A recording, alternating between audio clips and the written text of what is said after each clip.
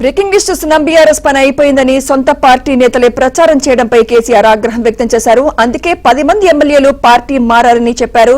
కొందరు నేతలు భ్రమల్లో నుంచి బయటకు రావాలని కేసీఆర్ చురకలంటించారు. ఇదే అంశంపై మరింత సమాచారం మా ప్రతినిధి నరేష్ అందిస్తారు. నరేష్,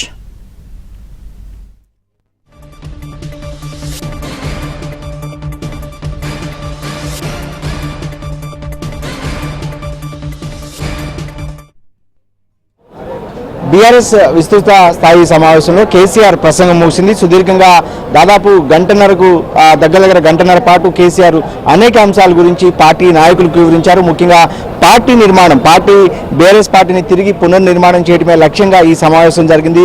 పూర్తిగా పార్టీ నిర్మాణము, సంస్థాగత నిర్మాణంతో పాటు సభ్యత్వ నమోదుతో పాటుగా కార్యకర్తలకు, క్యాడర్కు, అదేవిధంగా నాయకులకు కొంత సీరియస్గానే కేసీఆర్ కొన్ని అంశాల మీద వార్నింగ్ కూడా ఇచ్చినట్టు సమాచారం. వాస్తవానికి ఈ విస్తృత ఈ సమావేశంలో దాదాపు 300 నుంచి 400 మంది ప్రతినిధులు పాల్గొన్నారు. అయితే అనేక అంశాల మీద, ముఖ్యంగా పార్టీ పార్లమెంట్ ఎన్నికల్లో ఓడిపోయిన సందర్భంగా సొంత పార్టీ నాయకులే బీఆర్ఎస్ పార్టీ పని అయిపోయిందంటూ కూడా ప్రచారం చేశారు. ఇది సరైంది కాదు.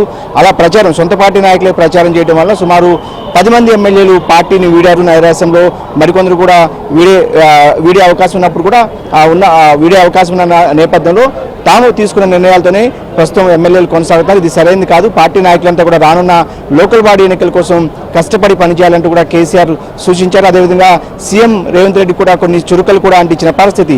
ప్రస్తుత ముఖ్యమంత్రి మీద ఇంత త్వరగా వ్యతిరేకత వస్తుందని ఊహించలేదని కూడా కేసీఆర్ అన్నట్టు తెలుస్తుంది. అదేవిధంగా రాష్ట్ర ఆదాయాన్ని తాము పెంచుకుంటూ పోతే ఇప్పుడు ఉన్న ప్రభుత్వం తగ్గించుకుంటూ వస్తుంది.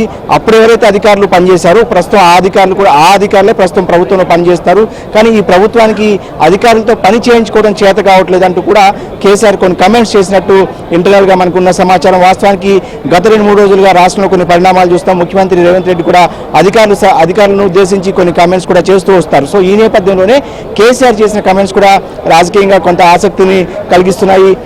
ఎప్పుడైతే బీఆర్ఎస్ ప్రభుత్వంలో ఉన్న అధికారులు ఎవరైతే ఉన్నారో 10 ఏళ్ల పాటు వాళ్లే ప్రస్తుతం తెలంగాణ రాష్ట్రంలో అధికారులుగా కొనసాగుతున్నారు. కానీ ఈ ప్రభుత్వానికి పని చేయించుకోవడం చేత కావట్లేదు అనేది కేసీఆర్ చెప్పిన మాట. ఇక కమ్యూనిస్ట్ పార్టీని ఉద్దేశించి కూడా కొన్ని కామెంట్స్ కేసీఆర్ చేసినట్టు తెలుస్తుంది. వాస్తవానికి ప్రజల పక్షాన, అంటే కమ్యూనిస్టులు అంటే ఎప్పుడు కూడా ప్రజల పక్షాన, పేదల పక్షాన పోరాటం చేస్తూ ఉంటారు. అలాంటి కమ్యూనిస్టులు అధికార కాంగ్రెస్ పార్టీతో అంటగాగుతున్నారు, తొత్తులుగా మారారంటూ కూడా వాళ్ళని ఉద్దేశించి కూడా కేసీఆర్ కొన్ని కామెంట్స్ కూడా చేసినట్టు తెలుస్తుంది. ఇక ముఖ్యంగా పార్టీ నిర్మాణం మీదే ఎక్కువగా ఫోకస్ పెట్టిన కేసీఆర్ సుదీర్ఘంగా ప్రసంగించారు. దాదాపు గంటన్నర